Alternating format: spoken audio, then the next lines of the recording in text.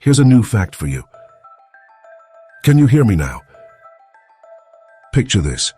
It's the early 2000s and cell phones are everywhere. Except half the time they don't work. Dropped calls, fuzzy signals, folks are shouting into their flip phones, "Can you hear me now?" Just to get through a chat.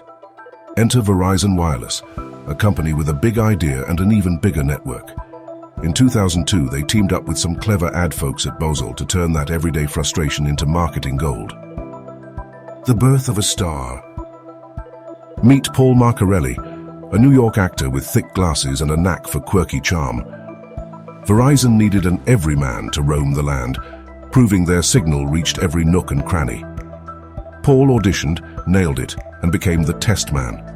Picture him in a grey Verizon jacket, popping up in cornfields, deserts, even peeking out of manholes, always with that same question, "Can you hear me now?" Good. Simple, right? But oh, it stuck like bubblegum on a shoe. The glory days. The ads hit TV in January 2002, and America couldn't get enough. Paul trekked across snowy mountains and sunny beaches, asking that magic question over 200 times. Verizon's customers soared, 10% more in a year, then 15% the next. People stopped switching carriers, and soon, everyone from kids to grannies was parroting, "Can you hear me now?" at dinner tables. Paul signed autographs at airports. Imagine that, a cell phone guy turned rock star. The ads won awards, and the phrase?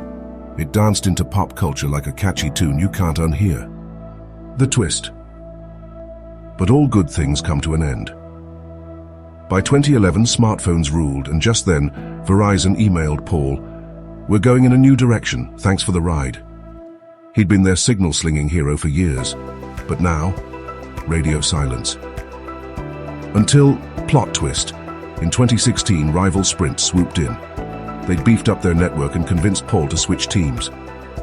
During the NBA Finals, he popped on screen, "Hey, I'm Paul. I used to ask, can you hear me now?"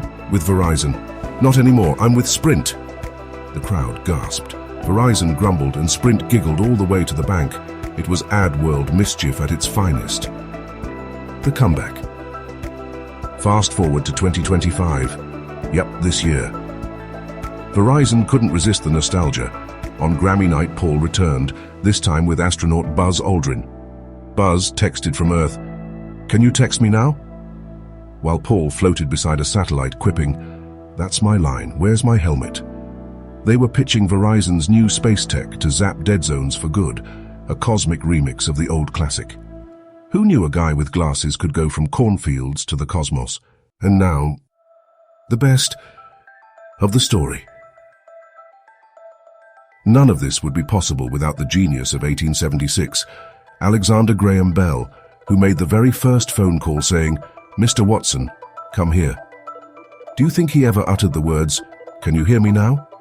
Maybe not. But somewhere up there he's probably chuckling at how his little invention turned a simple question into a signal that has echoed through time. And now, you know the best of the story. Hello, Abdullah, Adama, Adam, Addison, Alonso, and Alejandra. Please take a moment to like and subscribe. It'll help our little channel grow. If you like and subscribe, we can give you a shout out too.